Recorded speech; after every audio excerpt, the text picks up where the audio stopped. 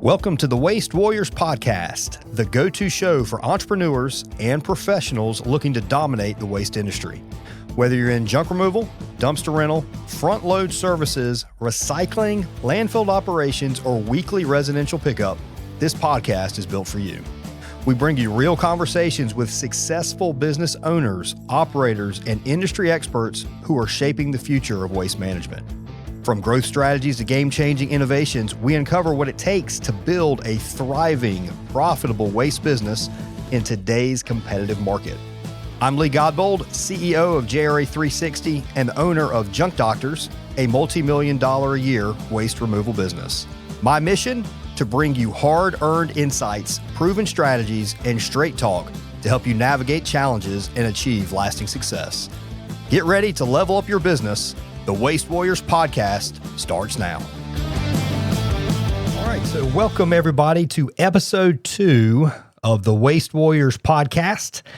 This episode, as all of them, are brought to you by JRA 360. That is the marketing agency for $1 million plus junk removal and dumpster rental business owners and those that would like to get there. So today is a really neat episode. This is a guy I've known for a long time. We've done a ton of stuff together. Had a lot of fun, done a lot of stuff in business stuff, been through a lot of challenges, overcome a lot of challenges. We've got kind of big plans for the future, and I don't see anybody better to have on episode number 2 than him. And that's going to be Christian Fowler. Christian is a true cornerstone of our journey. He has been with me since the very beginning, from when I started with a beat up pickup truck and trailer, initially it was me with a beat up pickup truck and trailer. And we're going to talk about how we met and how he came on board within the first few months. This trailer was about 3 foot sides. Actually, at that time, it was even smaller than that. It was 6 foot wide, 12 foot long. It had about 1.5 foot sides, and we would take about 20 ratchet straps. Remember that? And we'd run those straps all across that trailer to kind of hold everything down. It was probably one of the most ghetto operations there was, and we've grown that into, we run about 12 trucks now. We bought 19. We run 12 of them pretty consistently amongst 3 different locations. So over the years, he's not only been a steadfast partner with Junk Doctors, he's also co-founded JRA. He's consulted with over 100 business owners, and he's helped probably a dozen or more reach 7-figure success.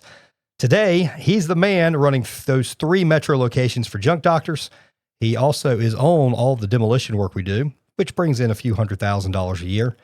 And he's doing all this while being an amazing dad to his 2 kids. And if that wasn't impressive enough, Christian is also deeply dedicated to his health. He's big on the fitness side of things. He eats well, finds time to work out. Amidst all the hustle and the hard work, he still makes time for that. I want to dive into that because that's important. And his disciplined day in and day out approach is the secret behind our growth and the foundation for his success in every area. And one thing we're going to get into is he's big into real estate investing too. So welcome, Christian. Thank you. I'm happy to be here. So let's just kind of back this thing up all the way to the beginning, kind of when all this started, because, we've been business partners for 13 years now, going on 14 years. And it was not it really wasn't maybe the typical start. I don't know if there's ever a typical start of a partnership or whatever like that, but we weren't friends really at the very beginning, but we kind of became friends and we hung out with similar friends and then became business partners. So our first meeting was a bit unique. Do you remember much about that? Slightly. Tell me a little bit about what you remember on that. So that was probably towards the end of high school or just outside of high school for me. Hanging out with a mutual friend we had, and I called him up one night and I said, hey, what are you doing tonight? He said, well, I'm going over to my buddy's house. His name's Lee. We're just going to hang out in the garage and drink some beers and, just have a good time. So I'd never met you before, obviously. And we went over there and, listened to some music and just hung out in the garage, played a little poker, drank some beer and whatnot. And, I think he had a few too many and ended up passing out under a race car at the time. The guy's name was Charlie, and Charlie, I remember him beer. If he drank one beer, he was going to drink like 16. And anyway, he did. He passed out and he fell asleep on, it was a creeper, which are like the things you lay on and kind of get up underneath cars and that sort of stuff. And by the way, at that time I was actually living in a garage. It was a garage. And then up top, there was like a studio apartment that I was actually staying in. So we would hang out in the actual garage and people would come over, like you said, we'd play poker and that sort of deal. Well, Charlie passed out here and then we made it a challenge to try and figure out how we could wake him up. And it was a challenge. Yeah. It was. I mean, I remember seems like we banged trash can lids in his ear and picked his arm up and slapped himself in the face with it or something like that. Put his hand in a warm glass of water. They did all kinds of stuff. So anyway, we got to looking around. We were going to find a way to get this guy up. We were just determined. And looked over and saw that race car. And he was on the creeper and the race car was already jacked up. And this was a NASCAR style race car. So that's what I was racing at the time. There's absolutely no muffler or anything. It's completely unrestricted exhaust. You've got, that particular one's probably about 550 horsepower or something. So it was super loud. And this was also like 2 a.m. So I'm sure my neighbors really appreciated this. But we rolled Charlie completely under that race car. And I hopped up into the car and we cranked that thing up. And it was just bam. I mean, when it cranked up, it sounded like an explosion. Yeah. And I remember Charlie jumped up and his head just cracked the side of the race car. And I'm lucky it didn't split it wide open. I mean, he had this big scratch on there. Anyway, he gets up and he's confused and he's just pissed off. And I remember, and this is, I remember, I don't know as if he necessarily got heated or not, but he was definitely very irritated. I remember picking up another beer and handing it to him, and his expression just completely changed. And he was a happy camper, and I think he passed back out. But the neat thing was, at that point, it was once that happened and he passed back out, then you and I, we sat down and we started talking. And at that point, I don't think we'd even discussed what I was doing. And junk removal was very new at that point. So at the time, I was working at Jelly Bean Skating Rink. Remember that? I sure do. So I was working at Jelly Bean Skating Rink in Cary, North Carolina. And you were, I think you'd already started at Wake Tech. I think I was still going to Wake Tech at that point, if I remember. And I just started doing the junk removal for maybe about 2 months. I remember we just sat down and started talking about it. And then from there, you're like, hey, if you need some help, let me know. Used to come to Jelly Beans with you, and we'd discuss things going on. I actually went to high school with your wife, I believe, and she was a couple years younger than me. But yeah, that's kind of how we met. Kind of unconventional, but it turned out to be a great partnership. What do you remember when we first got started? Like, what was our typical day like? I mean, I don't know if you remember. Yeah, maybe you remember the very first job you went on. Probably don't, but maybe you do. Like, I mean, how did that first start? You would call me and you say, "Hey, I need help. This afternoon or tomorrow morning." It wasn't really a business at that point. No. It was kind of like a Craigslist thing. A couple other marketing efforts that you were doing, but it wasn't a real business. I remember I would meet you at the landfill before school. I'd park my car at the landfill, hop in the truck. We'd drive into the landfill. I'd help you unload. And then, I'd go to my classes and then after class, meet you back at a job. But one job in particular that I remember was for some sort of construction company doing a house. And we probably got there at 5:30 or 6 o'clock in the afternoon. And it was just construction debris, trash all over this property, all over the property. And, it was over a full trailer load, and I'm talking little pieces of all kinds of stuff that you can think of. It was not a fun job, not a fun job. We were there for hours into the dark. We were probably there till 9 or 10 o'clock at night. And I was like, man, that's fun. Let's go do it again tomorrow. Yeah. So, yeah. That's kind of, you've always had a thing for punishment, I think. So I think anybody that gets in this business was that way. If I remember right, I think that job was actually in Selma. I think that job was in Selma. Yeah. So it was like 45, 50 minutes from us or whatever, kind of out in the middle of the country. So I'd forgotten the deal about you actually coming in prior to class. And, like I said, Christian and I were both in community college at that time. We went to Wake Tech.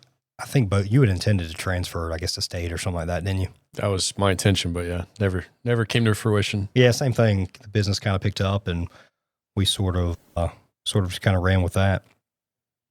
So when we first kind of started Junk Doctors, what were some of the challenges that you remember? Oh man, there's so many. I mean, looking back, especially the first 3 or 4 years, I wonder, how we actually made it. Because we were just spinning our wheels. We were making some money, but it was just so much work for what we were actually doing. Obviously, getting jobs on the schedule was tough. Balancing any type of work-life balance was basically non-existent. Yeah, it was Monday through Saturday, from 7 a.m. to busy season be 8, 9 p.m. Because at that time, we didn't have dump trucks. So, we were doing the same number of jobs a day that we do now, but we were having to hand unload. Yeah. And that's also when we were, if you remember, we were going to the convenience center sites. Yep. So we didn't have to pay landfill fees. And we had the signs, these chloroplast signs that would go on the side of the trailer. So we had to screw them on before we got to the customer. And then we would take them off before we got to the convenience site. That way they didn't bust us for being a business. You weren't supposed to be a business when you used them. And we had shirts. So I remember we'd have these nice polo shirts, and we would take those on and off throughout the day so we could use those free dump sites. Yeah, that's we were seriously hustling back then. It started super early, finished super late, really 6 or really 7 days a week. If we had jobs come in on Sunday, we would still get out there and do them on Sundays. Yep. But I mean, we started with nothing. So that was kind of the biggest hurdle, I'd say, is, neither one of us came from money. We didn't take a big loan to start the business. We basically started from nothing and bootstrapped it from the start. There's a lot of challenges that came with that.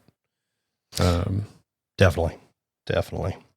So we've been in a partnership for probably 13 years now, or not probably, we have been.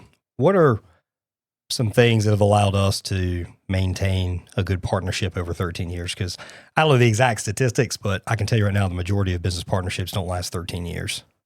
Both of us got very lucky, in my opinion. Most partnerships don't start the way that ours did. When you're getting business with somebody at a partnership, it's honestly like a marriage. I say that we got lucky because we both have skill sets that kind of offset each other, especially when we first started. 7 or 8 years into the business, we started reading a book called Traction, which preaches the EOS model. And Traction talks about a visionary and an integrator. And I would say that defines who we are. You're much more of a visionary. You fly at 30,000 feet and you're really the gas pedal. I'm much more of an integrator.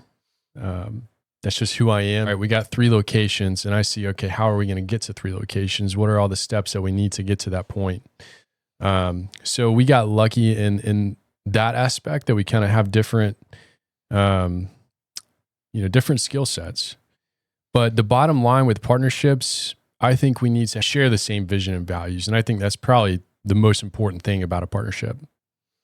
Yeah. And you mentioned Traction. Traction's big on that. So everything's based off of, what's the vision? What are your values? And then what are the steps you're going to do to get there and accomplish that? And I'll echo what you said, especially early on. And I mentioned you said something kind of early on. Early on, I was 100% visionary and there was no integrator. It was, all gas, no brakes, or, whatever. So it was just balls to the wall, flat out. And, no matter what got ran over, it was, this was going to happen. And as I've matured, got more experience and all, I think I've become a much better operations person too. But the nice thing is my operational stuff is mainly on JRA, whereas you focus with Junk Doctors. Right. So I think we've always had our clear kind of responsibilities as to who handles what. And I think that's been really, really important. I think a lot of partnerships fail when you don't really have that division of responsibilities, or if you have that and somebody else feels like, or either it's happening or they feel like the other person isn't pulling their weight. And I don't think we've ever really encountered a situation like that before. No, not at all. Would you recommend that people get a partner when they start a business? I think you can get to your goals a lot quicker with a partnership. There's a lot of benefits to having one, but you better make damn careful and be sure that you've got the right partner with you. because it can get messy very, very quickly. What comes to mind when you talk about benefits to a partnership? You got anything that kind of pops up? Well, the partnership, I mean, it allows for innovation and breakthroughs. You know, with two people, you've got that collaboration, and you're able to share your wins and your losses, obviously, with each other. Yeah, you can bask in the glory, or share the defeat. Yeah, I mean, there's those two things I think help drive the business, and gets you to where you want to go quicker, rather than if it's just you by yourself. Yeah, and something that I'll add that a lot of people don't think about when it comes to getting a partner is once you get a partner, that person helps hold you accountable. And when you're early on, especially early on in business, and even later, once you've obtained some success, that individual is somebody that you feel like you're responsible for to produce. There's a little bit of pressure on you, especially if you got a good partnership agreement and all like that. It's that you need to kind of do things correctly and learn. If you're the only person involved in it, there's nobody else really kind of holding you accountable. Sometimes it's easier to kind of let off the gas and kind of coast. So I think it's kind of like it's kind of like a gym partner. If you're going to the gym or whatever, you have a gym partner. Not everybody needs it. Not everybody needs a business partner, but it'll oftentimes helps people accomplish more. Yeah, I agree with that completely. We started with the beginning. So the old beat up pickup truck and trailer. Then we get our first dump truck. And actually, that was on your birthday. It was July 29th, 2012? 2012, my 21st birthday. July 29th, 2012 is when we got that very first dump truck. And I remember that first truck. It was an old 1-800-GOT-JUNK truck. It was $11,500, which you can't touch. If a junk removal truck, a used junk removal truck for $11,500 now. But it was $11,500. Got out of Jacksonville, Florida. It had maybe 100,000 miles on it. I remember Dad and I went down there and picked it up and drove it back. And we drove it all the way back with no air conditioning, because the air conditioning on it didn't work, or so we didn't think, and it turned out the belt was just loose. So we sat there and fried, all the way up from Florida, because it was extremely hot. Like I said, it was in July. We were coming from Florida up to North Carolina.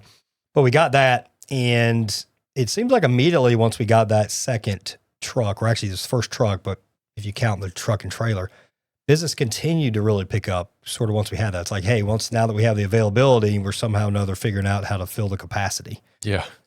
And I'd say that really it was a theme as we grew. Sometimes we were a little slow to get a truck, and once we got a truck, it was no time that schedule kind of got filled up. Yeah. Did you kind of make similar observations there? Yeah. I think we made that risk, I guess you could say, of getting a truck a little bit before we actually needed it, but that helped us grow and jump to that next level. So now we just picked up I think it was our 18th and 19th truck. Was it 19th or 20th or 18th and 19th? 19 and 20. 19 and 20. Yeah. So we got 19 and 20. And we don't run 20 trucks now. We run on a busy day somewhere around 12. And that's amongst 3 locations: Raleigh, Charlotte, and Greensboro. And you're managing all 3 of those locations. What are some of the things you do to kind of make sure that all 3 of those locations are running well? I mean, bottom line, which I'll touch on this in a second, but bottom line, you've got to have the right people in place. That's probably the biggest mistake when you talk about mistakes that we made early on. Not having quality people, I would probably put at the top, or at least pretty close to the top. But there's a lot of things that go into running 3 different operations with all the trucks and all that. Standardized processes and training. I think that's a big one, is when you have your people out in the fields doing these jobs, having a standardized process that they can follow. We use the Junk Doctors. We use the acronym GREAT, GREAT, and that covers all the aspects of the on-site process. It covers, G is for greeting, R is for repeat value, E is for estimate price, A is for assumptive ask, and then the thankful ending at the very end. So we train that in hopes that the same process that we have in Raleigh is done in Greensboro, is done in Charlotte. So hopefully everything's pretty similar across the board. Another big one that we used early on and we still use today is checklists. Whether it's your first day on the job with us or whether you've been with us for 6 years, we're still doing checklists day in and day out. And that's something we do when our guys get in the morning, when they're checking the trucks in and getting ready to go off for the day. they've got probably 12 or 15 different things they have to accomplish, from checking the tires to washing the trucks to making sure they have all the tools in the truck. It's a very simple process, but it's so important that they're completing those tasks before they get on the road, because that could cost us, tons of money down the road. All that's electronic now. We're using an app for that. Which app is it? So we use Whip Around. What do you like? What do you like about that? It's just so simple. Everything that our guys do that I put on them, I try to keep it as simple as possible. And Whip Around is an app that we have on all of our iPads that our guys log in, and it shows them clearly. Step 1, clock in. Step 2, get the truck. That type of thing. It's very simple for them to follow, and it's pretty cost effective too. They charge per vehicle, and they have different levels, but it's not expensive at all. So I highly recommend Whip Around. And you led with people, which I would agree is 100% the case. Having great people, knowing what motivates those people, and giving them the opportunities so they can accomplish what motivates them is very, very important. And that's something every single year we've gotten, and I've gotten better at that in the different companies that we have. And with Junk Doctors, if you remember when we first started, we would burn through people. It'd be like, I think at one point our average retention rate for an employee was like 7, 8, 9 months. I remember when it was 9 months. And I'm not exactly sure what that number is now. We have a lot of guys been with us for 6 or 7 years or so for now, or at this point. What are you looking for when we go to hire a junk removal employee? And what are we doing to have them stay 5, 6, 7, 8 years? I'm always thinking about, would I want this person going into my mom's house or my grandma's house and doing a job for them? How's their personality? We start to hire more for personality, and we can train the junk removal side. That's takes a little bit of time, but that's very easy. The guys that do the best and push our business the most are the guys that have the best personality and can communicate really well with the customer, and they've got the ability to read the room. They know when it's time to joke around with their customer and when it's time to get serious. That's one of the biggest things we hire for is personality. Keeping your A players around, I'd say we've gotten a lot better at. Every one of our guys is a little bit different. There's different things that drive each guy. Not each guy is the same. One of the things that I've always tried to do, especially in the last few years, is really get to know our guys. I can name all of our employees' spouses, their kids' names. I kind of know what drives them, and I think it's important for a leader to really know your employees, know your staff. My wife used to work for a pretty big company, and their CEO, there was like 50 some staff, and their CEO did the same thing, and it just really impressed her. So I think it goes a long way as a business owner. Kind of like reminds me of Southwest CEO. What was his last name? Something Keller. Last name I believe was Keller. Is the guy that founded Southwest Airlines. And he would, even when Southwest was thousands of people, he would meet every single employee, no matter if it was a chief pilot, chief engineer, all the way down to just somebody that cleaned the planes or whatever. Yeah, he would make it a point to meet everybody, and I think that helped build up Southwest culture. Southwest is maybe has lost a little bit of its luster over the last few years, but at one point that was considered to be almost like a Chick-fil-A type deal in terms of just being the standard in the airline industry, much like Chick-fil-A is the standard in fast food. Yeah. Which Chick-fil-A does that. How? Because they get great people and they get them to say, my pleasure after thank you every single time and just providing amazing service. Really, why not paying any better? I mean, they don't pay any better than McDonald's or Bojangles, or if they do, it's very, very slight, but it attracts a different type of employee. The other thing is one of the mistakes we made early on, talking about mistakes, is hiring out of desperation rather than taking a little bit more time to find the right guy. If you have a bunch of A players and you have one D player, that D player is really going to bring down your A players rather than the other way around. So, we've started to take more time, do a lot more interviews, and make sure that we've got the best of the best in this business. The other thing I try to do when it comes to managing our employees is to not micromanage. Obviously we train the guys, what we expect of them and train them how to do the job. But when it comes to delegation, in my opinion, it's really useless, if you're going to micromanage. There's really no point. So train, and then, what we try to do is get out of their way and let them do their thing. Yeah, if you're going to micromanage, then you might as well just go do it on your own. Yeah, for the most part. In terms of getting out of their way, let them do their things, then have KPIs and numbers associated with it to kind of see, hey, are they on track? Right. And what are some of the numbers that we're tracking? So when the guys come in at the end of the day, we have a board in our shop that they fill out, and they fill out their revenue for the day, their average job size, any on-site cancellations, their fuel percentage, their disposal percentage, and their labor percentage. And then the other number that we track, one of the most important numbers, is we call it SPPH, and that's sales per payroll hour.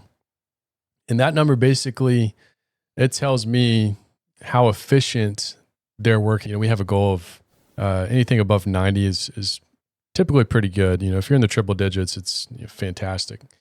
But I look at trends. You're going to have days where even your best guys are at 45, 50, 60, whatever.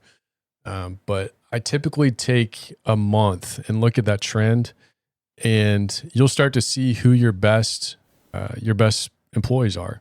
And that allows you to see, which employees need some help and need some improvement.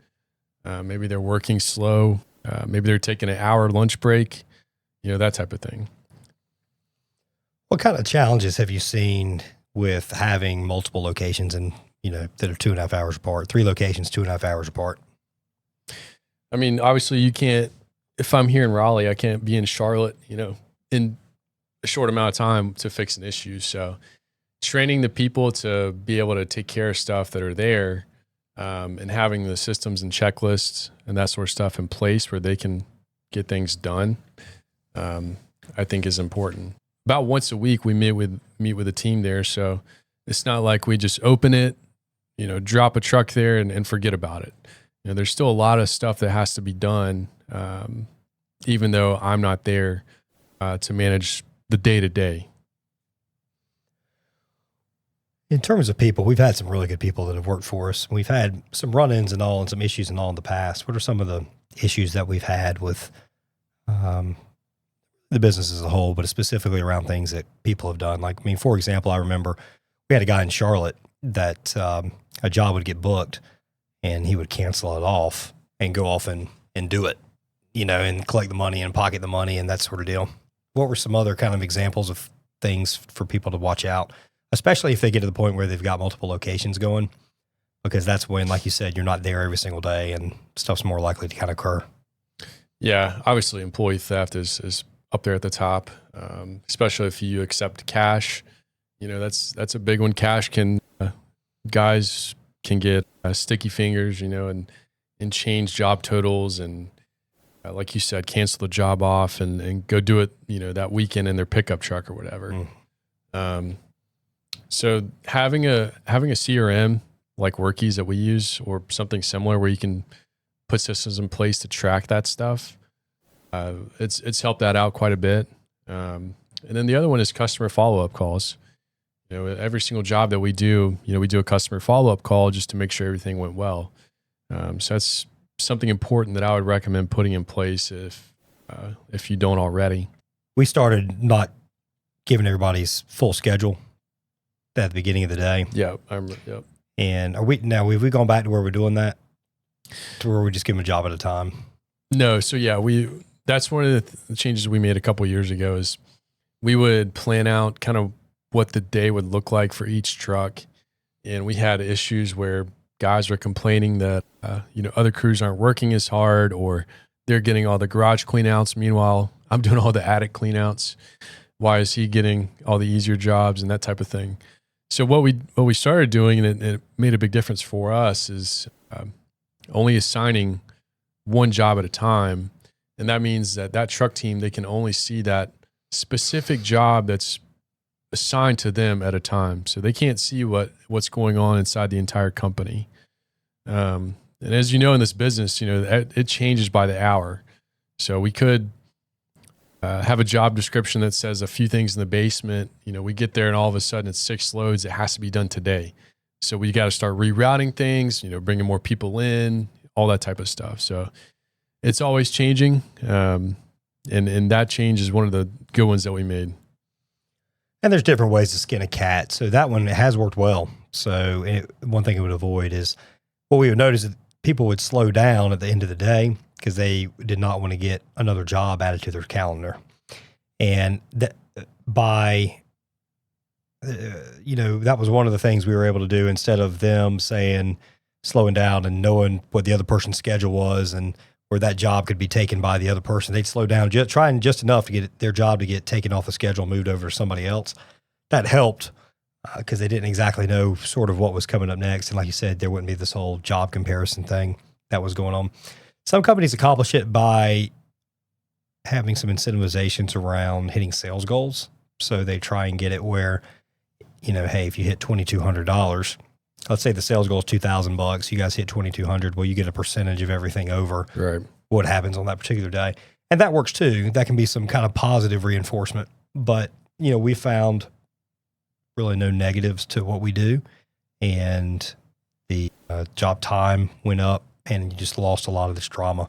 Because these guys, it could be like a bunch of high school girls or whatever like that in terms of drama if you're not careful. Yep. That's very true. All right, let's talk about some of the jobs we've done. What's some of that kind of the neatest or let's say the coolest item you've ever come across? I think you might still have it, but one of the coolest things we've ever gotten is the football signed by, was it Vince Lombardi and the entire Green Bay Packers from the Super Bowl II. And I think they played the Chiefs, if I remember right. I think they won. But yeah, it's got Vince Lombardi's signature. And then, the rest of the team, everybody else. It's in pretty good shape too.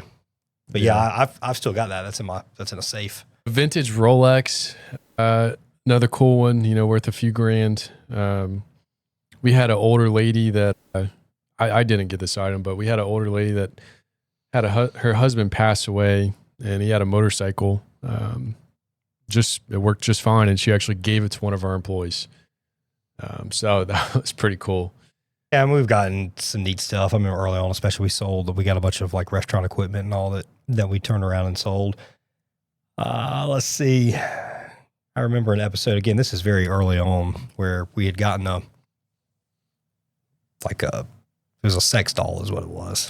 It was the female, anyway, that thing, I remember we got that and we propped it up in the back of the truck going down the road and it was just kind of like waving to everybody going down the road or whatever. Anyway, I wound up taking that thing and I was going to play some pranks on people. And I remember I stuck it in the trunk of my car. And I think we propped it up on like the side of a Cary police car or something that was in a parking lot overnight and just left it there. So that was in the early days. We don't do stuff like that anymore. But there's, what's the grossest thing you ever remember encountering? I haven't vomited on a job. I've been really close. Probably the grossest one is an older lady that was pretty much a semi-hoarder, and she was on Depends at the time, and she decided to keep all of her Depends. So we were doing an apartment clean out. It was a 2-bedroom apartment, and we opened up one of the doors to one of the bedrooms, and I kid you not, from floor to ceiling was bags of used diapers. That was probably the worst one. Yeah, that's one where you walk in and she was like naked or whatever too. Yeah. There's been some weird ones, man. We've definitely encountered kind of some odd people from time to time. We've come across some really cool, really neat jobs and neat people and all too. We've done work for a lot of professional golfers, some college coaches, NASCAR drivers. I think we do work for half the Panthers roster. Yeah, we did a lot, especially in Charlotte for the Panthers. So that started with one particular player who started just kind of referring us to other people. And this particular player also, I remember he'd hire and they'd just have like a big party or something. It'd be like a Super Bowl party, and we'd come by and the guys would come by and pick up all their beer cans and trash or whatever. So That's one of the They things kinda I spread. like about the business the most. So, it's kind of miss being on the truck sometimes because you never know what you're going to get. That's what our guys like too, is, it's something different every single day. Yep. Hey, Lee Godbold here with a very quick message from our company, JRA 360. Running a junk removal business isn't just about operating efficiently. It's about keeping the phone ringing and the trucks rolling. The most successful operators don't rely on word of mouth alone. They have a marketing strategy that works for them around the clock. That's where JRA 360 comes in. We take a multi-layered approach to digital marketing with strategies designed to drive real growth and a strong return on investment. From Google Business Profile optimization aiming to dominate local search, to SEO and content marketing that brings in organic leads that actually convert, we run high-performing Google ads and we retarget campaigns to capture junk removal customers when they're ready to book. We also combine social media and video marketing to build brand authority and drive engagement. And because credibility matters, our reputation management strategies help increase your reviews and strengthen your trust with customers. The company's hitting 7 and 8 figures in revenue. They're not leaving it to chance. They build a marketing machine that delivers jobs day after day at a profitable rate. If you're serious about growing your business to the next level, whether that's breaking past $1 million, hitting $5 million, or even scaling way beyond that, JRA 360 has the strategy to get you there. Visit JRA360.com to learn more, and let's start building your growth engine today. All right, so we've gone through a lot of the junk removal stuff, kind of covered some of that journey, and I want to talk a little bit about a couple other areas of your life. You've always impressed me because you're somebody where you come up with a plan and you just work that plan. It's like, it's hard to get you to change it. That's what you're going to do, and you go off and do it. Real estate is something that is one of those things, because I remember you and I, we first started looking into real estate together back, I don't know how many years ago it's been. It was relatively early on. I remember us talking about it, and you were studying kind of different approaches and different ways of doing it. I think you're looking a lot into multifamily and decided, I probably still want to get there, which we can go into, but he kind of got started with single family residential. Tell us a little about your kind of what you got going on real estate wise now, what your plans, how you got into it, what your plans are kind of moving forward. I know that's an interest that a lot of people have, so they'd be interested in hearing that. Yeah. I mean, so we started, our first purchase was in 2019. And today we have 11 doors, all single family. We got some, a triplex in there, a couple duplexes, and then we have a decent sized commercial property. When I first started looking at it, we started probably in 2017. I started educating myself and my wife and I, and we knew we wanted to get into real estate investing. I've seen what it can do down the road for long-term, really generational wealth. So that's really what the reason we wanted to get into it. Real estate investing, I always say, and I've heard this from somebody else, it's not a get rich quick, but it's a get rich for sure. And that might be in 20 years, it might be in 40 years, but over that time, real estate's going to go up. Early on, we were looking at multifamily, we were looking at short-term rentals, we were looking at long-term rentals, all kinds of stuff. And that's the biggest mistake we made early on is not choosing something in real estate and dialing it down to just that. So yeah, we bought our first property after probably 2 or 3 years of listening to every podcast I could listen to and reading all the books. We bought a townhouse just outside of Raleigh, and yeah, we haven't looked back since. What are some of the podcasts that you were listening to on the real estate side of things that you could recommend to people? Number one was Bigger Pockets. I mean, that's kind of at the top of every real estate podcast chart out there, and they've got all kinds of stuff in there. I would say we learned more from making that first purchase and actually doing it than 2 years of educating through books and podcasts and all that. We learned a lot by just simply doing it. If somebody's going out and buying something now and it's a rental, are they going out and you're putting 20% down, putting 50% down? Do you guys kind of have a target on how you determine how much money you want to put down and what you finance? Yeah, we definitely don't want to be over leveraged. I always want to put down at least 20 to 25%. Yeah, I mean, there's certain things that we're looking for when we go to purchase a real estate investment. This market's definitely been tough the past 12 to 18 months. The last purchase we made was about 12 months ago. Rates are going up. Prices are either going up here in North Carolina, at least going up or staying the same, which pushes returns down. So you've really got to be careful what you're buying now, because it's kind of an unknown what's going to happen here in the next couple of years with rates and everything like that. So we're just kind of sitting tight at the moment and kind of managing our current portfolio. What are your goals? I'm sure you got a goal there. You have a number in mind of what you're trying to get to in terms of number of doors? I wouldn't say a specific number of doors. And that's one of the things that, you hear on these podcasts is, these guys say, I've got 20 doors, 30 doors, 100, whatever it is. I really look at what our cash flow is. I don't really care about the door count. I want to see cash flow. I'd love to get to 15 to 20K a month in cash flow.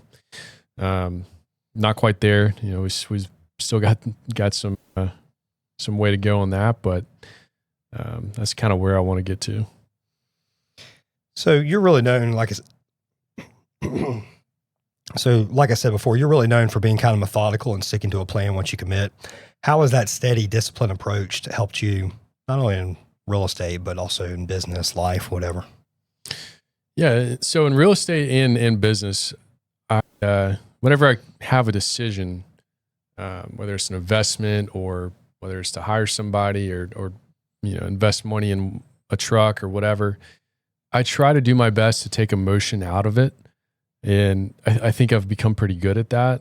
And this, especially for real estate. When I look at real estate, when I'm going to look at buying a house, I have no emotion to the house. I'm not living in the house. It's simply a math problem. Do the numbers work? Yes or no? Is it going to be a good investment? Yes or no? So I don't try to make a decision from a depressed emotional state or a high emotional state. I kind of try to stay level and approach those tough decisions from that aspect. I think a lot of business owners make the mistake where they have an idea or they see an opportunity and they fall in love with that idea or the opportunity, and immediately you are at a disadvantage in any negotiation at that point. Yeah. So we're in the middle of something right now on a business side of things where we've got an opportunity. And I can't go into a lot of details on it right now, but we've got an opportunity. It's a pretty good one. As for somebody we've done business with for a long period of time, would absolutely love to get it done, and they're excited about the potential. But I have to approach it from the aspect of, hey, if we don't get this thing, it doesn't matter. We're still going to be fine. We're still going to do our own thing. It's the circumstance has to be right for it to work. And this is what that is. So this is like the floor price. We need to get at least this amount for it to be worth it. And if we don't, then we just keep on doing our own thing. And we don't say, hey, we've got to get this particular deal done, because there's other deals out there. And most of the time, you're just going to be selling yourself short if you get too emotionally attached to something. So that is the mark of a mature business owner, is if you're able to put kind of emotion to the side. And you're never fully going to avoid that, because you still got a family you got to support, you got bills you got to pay. Yeah. There's generally always some emotion in there, but just knowing something is the right thing and doing it and figuring out how to make it work. And that's something I know, like right now, we've got growth goals, especially with JRA, that involve upcoming acquisitions of other niche-based marketing agencies, by the end of the year, looking to acquire one. And you're probably looking at, the size agencies we're going to buy, you're probably a $2 to $3 million purchase. And there's, borrowing money that comes along with that. And that brings on some risk. But if you've sat there and you've thought through it and you said, hey, this is what we need to do to accomplish our goals. We've done our due diligence. This is a good, in this case, this particular opportunity. This is a good business. It's got good people. It's got good clients. They've got good retention rates. They do good service. Clients are happy. Like if you check all that off and it makes sense. And when in this case, in this business, you buy the business and it's still able to cover the note from the money that you borrow, you pull the trigger and you have to kind of put that nervousness to the side if you're comfortable doing that, if that's something that you want, if that's what you need to accomplish and need to do to reach the goals that you want, that's what you have to do. That's not for everybody. Some people get to the point they make a certain amount of money a year and that's where they want to be and they're happy doing, they're very happy doing that. Then you stick with that, but you have to kind of identify what is it you want to do. And if you have lofty goals, it's going to involve some risk. You have to find a way to kind of put that to the side and put emotion to the side. So I think that's a great point. Yeah. So let's talk a little bit about junk removal when you first kind of went into it, because you like we talked about before, you were in community college. I was in community college. Go off and start junk removal, drop out. And I don't know if you and I have ever had this conversation before. What was the opinion of your family and your friends at that point? That's a great question. Not excited. I'll put it that way. Not that they didn't believe in me, not that my family didn't believe in me, but in 2011, 2012, junk removal is what, a lot of people have never even heard of it. So I was kind of brought up to, go do the college thing, go do the 4-year thing, get your degree, and then go put in the time working for somebody. And that just wasn't me. I didn't want to do that. So I got a lot of pushback. I remember first start dating my current wife, and her father at the time was like, "He does what?" And I was like, "Yeah, I do junk removal." So yeah, I got a lot of pushback at the start. Yeah, I remember that. And I would use that as motivation too. And a little bit on my family. My family was never mean about it. My mom, huge on education. She was a career administrator for Wake County Public School System, was the head of the special education department at one point. Prior to that, she taught for like 13, 14 years. So very big on education. My sister's a teacher. My other sister, got her CPA, went to probably 8 years of college. Big and dad went to college. He was an electrical engineer. So very much on get a 4-year degree. That's what you need, and do what's perceived to be as the safe way of jobs, which honestly is no safer than going off and doing your own thing. Yeah. And you control a little bit more of your own destiny when you do your own thing. But I remember mom at one point said, "Hey, this little trash thing or whatever is a good side job." Or side, she called it a side hustle, but she said, a good little thing to do on the side. And, I remember at that point, I don't know if I was making as much money as she was at that point, but it was coming up close to it. And I'm like, this is a real thing, but they just couldn't fathom that.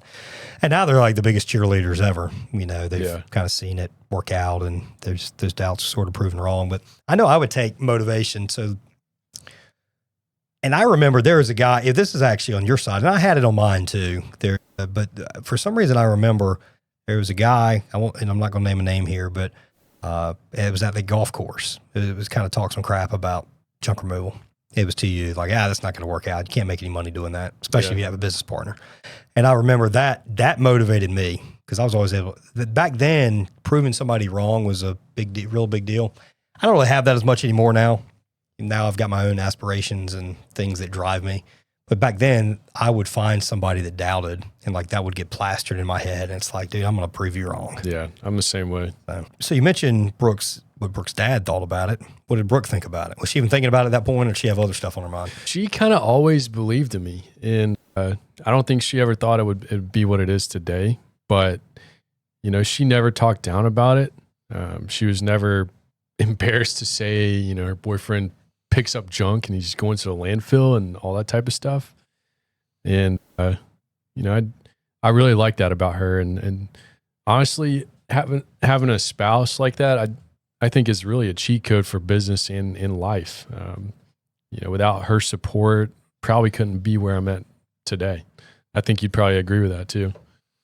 Yeah, I think it's different for everybody.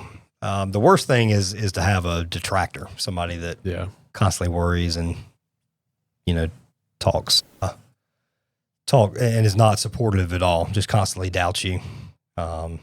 Whatever. That's the worst. And there's different levels of support. I mean, there's certain people that are out there that are partners with their spouse in business and do really, really well. And we've seen on our side, though, on the other side is people have gotten in the junk removal business. They haven't been successful. And a lot of it is because they had a spouse that did not. Good communication is important in a marriage and in business and all like that. But I mean, I'll say sometimes people aren't wired for business. So occasionally it needs to be like, hey, I've got this. Let me worry about the business. Let me make the decisions that I have. We're going to put us in good shape.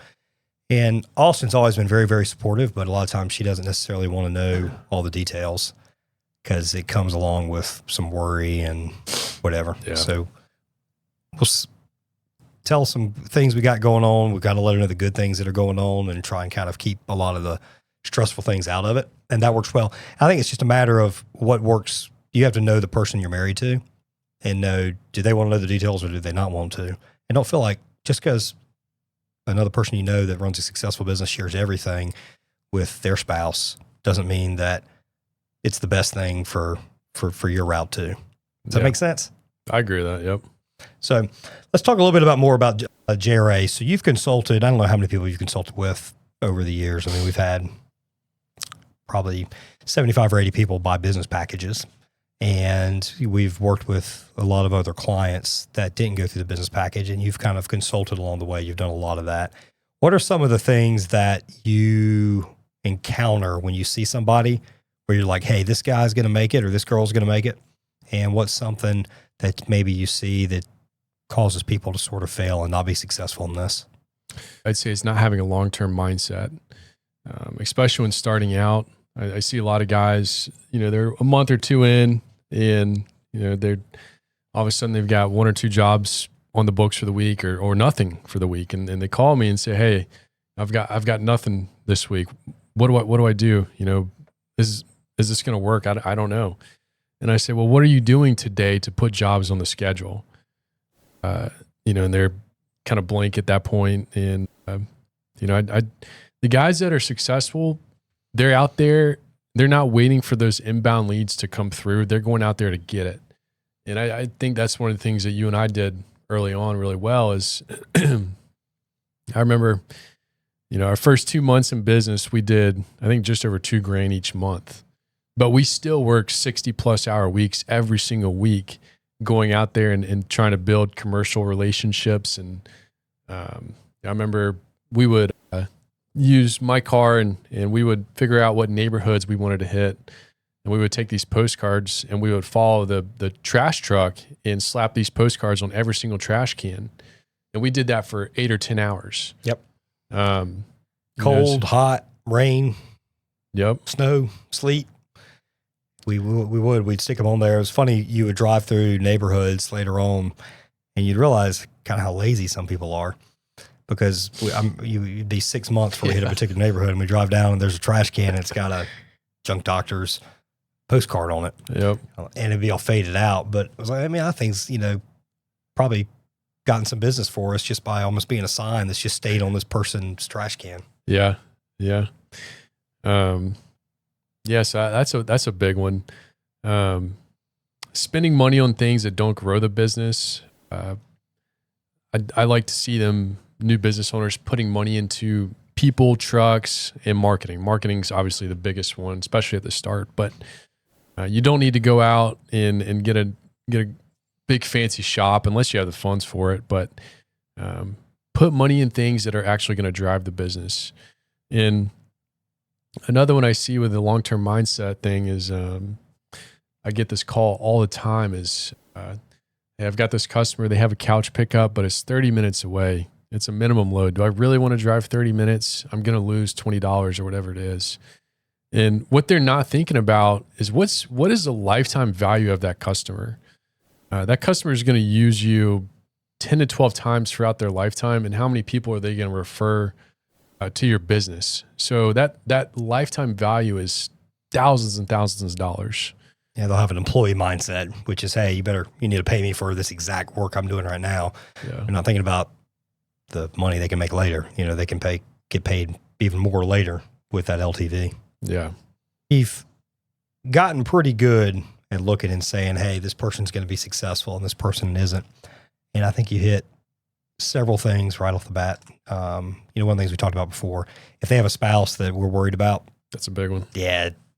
I am trying to remember any time that we've encountered that where we were wrong, where we saw like, this isn't a great fit. This person does not want to spend any money on any sort of investment. They did not want to buy into this initially. They went along with it. Now when it comes time to spending like ongoing money on advertising to get work, so you spend all this money on this truck. Now you got to get leads in, and you should first make sure you have the money to actually get the jobs. You need to understand, hey, how am I going to actually get the work to keep this thing busy before you go out and buy the thing? Yeah. And I see a lot of that with business opportunities. People have a great business idea, but they haven't answered the core question, which is how the heck am I going to get people to actually buy this thing? Yep. So in this case, like the advertising has to come first, and you'll see a lot of spousal kind of worry over that. That's a big one. The other thing is, like you said, very short-term mindset. You have to realize, you have to look at something as like, hey, I'm going to be doing this thing for 10 years. I think 10 years is a great number, because if you're thinking about something for that long term, then you're not going to make kind of stupid decisions just trying to make a little bit more money in the short term. Anytime you try to make a little bit more money in the short term, it might work potentially in the short term. Oftentimes it doesn't. It might squeeze a little more money out in the short term, but it kills your long-term growth. It really, really holds you back and kind of stunts your growth. So you've got to have that long-term view, and that's probably one of the largest things that we see for sure. I'll echo that piece you had there. All right, let's move into health, which is something you're really, really big into. Right? You've got routines. So I think, would you say routine is probably one of the key things that allows you to have a great family life, do well in work, do your real estate, you work out, eat well. Like you go to church every Sunday still, right? Doing that pretty consistently. Yeah. So you've kind of got a routine that you've got going on, right? You think that's really, really important? Very important. For me anyway, and everybody's different, but yeah, I mean, especially, you've got a business, you've got spouse, you've got kids. If you don't have a routine and stuff's kind of chaotic, stuff's going to not be done the way it should. Things that you should be doing are going to be falling out, and that you're not going to be doing them anymore. So yeah, routine is it's very important for my life for sure. What's your routine like? Kind of walk us through a day or a week. So my routine, it starts pretty early. It's evolved a little bit, especially with having kids. So when I'm at my best, I'm working out at 5:00 in the morning. Doesn't happen every single day, but I normally get 3 to 4 workouts a week. And then another thing that's been big for me is cold showers. It's kind of a little thing, but in my opinion, if you start the day off with something that sucks and that's hard, the rest of the day it's so much easier. I said earlier in this episode, you have a thing for punishment. There's another one right there. Cold shower.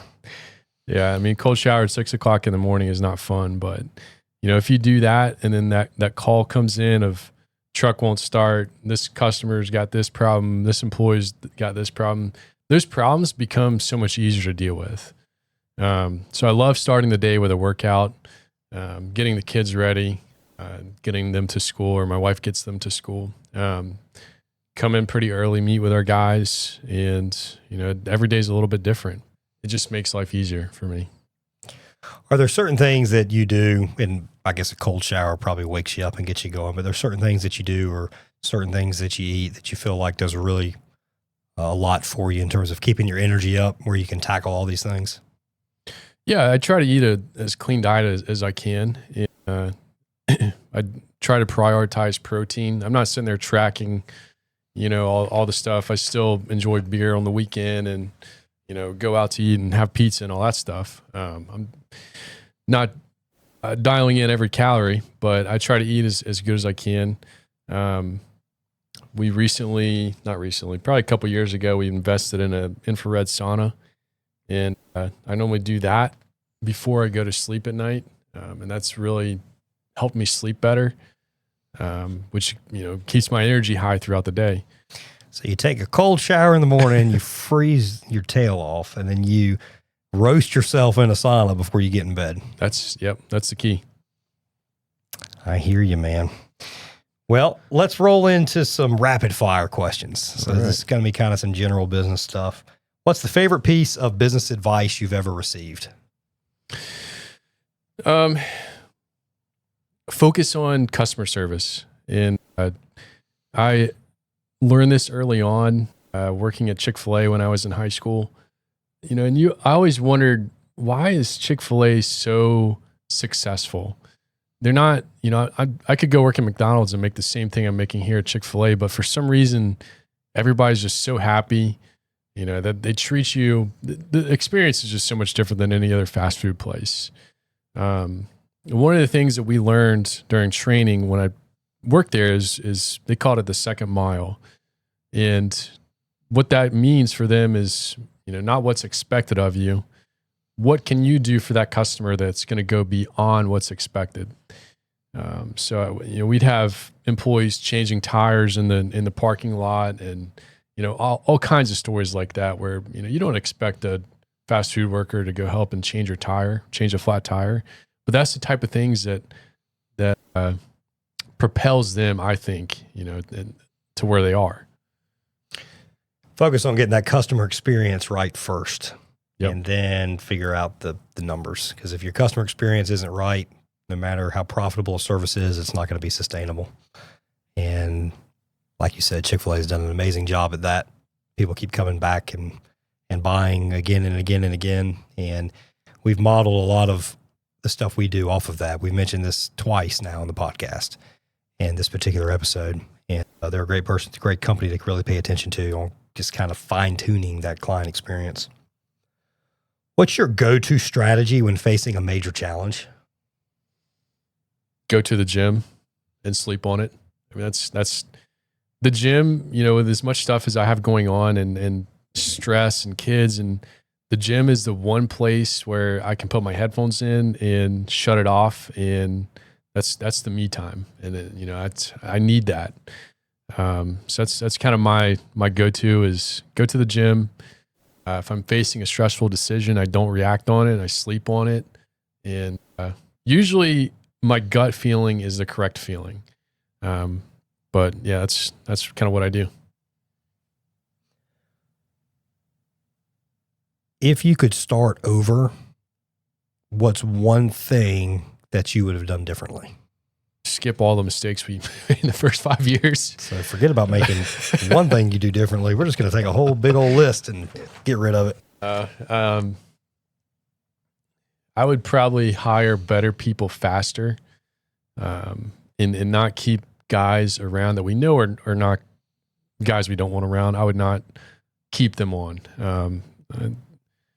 I think people is really one of the big reasons we've been as successful as we have, is the people that are out in the trucks. We take that very seriously. So that's probably one of the changes I would have made early on. Get better people, make sure that they're paid well, because sometimes it's very easy to try and be cheap. On the other end of it, sometimes you rush into hires and you think just because I pay more, this person's automatically going to get better. So you have to find the person that's actually worth the money, pay them the money, give them a path if they're aggressive to actually make more. Yeah. And give them regular feedback, even if it's not good feedback or, not positive, like reinforcement, like, hey, you did a really good job on this, which that's important, but it's also, hey, why didn't you do it like this? This is the way we should have done it. This is why we should have done it. And if it keeps it being an issue, then, having an escalation process and just really managing people. And that, I've seen people make mistakes on multiple fronts on that. I see them micromanage, and I see them be way, way, way, way, way too tough. And then on the other side of things, I see people try to be that they're too nice. They're like, don't want to upset this guy because, I don't want a chance losing him. Meanwhile, if they just did small little course corrections over time, that guy would have been happy. But instead, he goes along, he's feeling like he's doing a pretty good job or she's doing a pretty good job. And then all of a sudden you drop the hammer down and you just completely go off on them because you have all this pent up frustration and you just let it loose. And then they get pissed off and they leave. So just regular feedback with people, finding great people. If you didn't find somebody that's great, quickly move on. If it becomes apparently obvious, very obvious that this person isn't going to work, don't waste time. You got to have the tough conversation. He or she hanging around your organization at that point of time is not doing you any good, and it's not doing them any good because if they're struggling, they're not in a situation that is beneficial to them either. So let them free them up so they can learn from that and they can go off to something they're better suited for, and they can go work for somebody that can use their talents and they'll improve on and they'll do a great job there, and find somebody else as they're looking for a job, put them in a great situation within your own organization. And the people thing, we're mentioning it a lot. That took us a while to figure out. It did. Part of that is we were so young starting out, short of working in a roller skating rink and you working at Chick-fil-A, which I did learn. That guy that in the roller skating rink I actually learned a lot from in terms of small business and even some on the people side of things. But I don't think we were ever really exposed to structured leadership and kind of sort of procedures like, hey, this is what it's expected. This is documented. This is the progression of things that happen if you kind of make a mistake here. I think that's really important because it lets people know what to expect. And then also it takes like the emotion out of making a decision on how you treat somebody or not treat somebody, but how you manage somebody, because it's all sort of in front of you. Like, this is the playbook. This is the policy. This person has read it. This is what I need to follow as a manager, as a leader. Right. And when you take out kind of just the feeling or just you just kind of shooting from your hip in terms of what you're going to do with somebody, it creates a much better environment. It's a lot fairer and it's a lot easier to manage, really. And being the person on the receiving side, you sort of know what to expect. Yeah. Well, great, man. Let's see. I've asked quite a few questions in here, and I think we've covered some great stuff. Is there anything that you think we should have touched on? Any questions I should have asked or topics we should have discussed? I don't think so. I mean, I could talk about every topic for another 2 hours, but we kind of touched on everything. So I did a perfect job. I'd say you did pretty good. Pretty good. Okay, good. I didn't expect perfect marks there. I'd been disappointed had you told me I did perfect anyway. Okay. Hey guys, we really appreciate everybody for joining. This has been an awesome episode because, like I said, Christian and I go way back. I don't think we've ever done anything quite like this. And people in our marketing team have told us for years, hey, you and Christian need to get together and do something. And for some reason, we never did. I think this has turned out great. Hopefully, everybody watching, there's been maybe some laughs you've had in there, some similarities and things that you've been through. You're like, that reminds me of what I went through. Or maybe if you're just getting started, this has been beneficial to see that, hey, we've built something that's pretty cool. It's got some pretty good size, but when it came down to it, when we first got started, we were probably way, way behind where you are. Maybe at this very given point. So I'll just say, we can do it. You can do it. And I think Christian and I are very tenacious individuals, hard-headed, and it can be good. It's a good kind of hard head. And we really just kind of stick with stuff. And if we get knocked down, as the song talks about, we get back up again. And we try and figure out not to do that mistake again and learn from it. And again, it's been 13 years of having a dream, a goal, an aspiration, getting closer to it, getting knocked down, and, just kind of getting back up. And, you've got that curve. We know you've got your peak and you got your valley, and the next peak is hopefully a little taller than the last peak. And you just kind of work your way up where overall you've got where you're increasing and you're getting better. So if this episode was valuable, please like it, subscribe to the channel. We do this once a month. This episode, again, is brought to you by JRA360, the digital marketing agency for $1 million plus junk removal and dumpster rental business owners and those that want to get there. Also, want to shout out Specialty Truck Bodies. If you are in the junk removal field and you're looking to get a junk removal truck, head on over to junkremovaltrucksforsale.com. I am Lee Godbold. We have been with Christian Fowler. This has been fun. We'll see y'all next time. All right, that's a wrap for this episode of the Waste Warriors podcast. If you got value from today's conversation, do me a favor, subscribe, leave a review, and share this with someone in the waste industry who needs to hear it. At JRA 360, we are the marketing agency for $1 million plus waste removal businesses and those that want to get there. If you're ready to grow, scale, and dominate your market, check us out at jra360.com. Thanks for listening. Now get out there, take action, and build a business that lasts.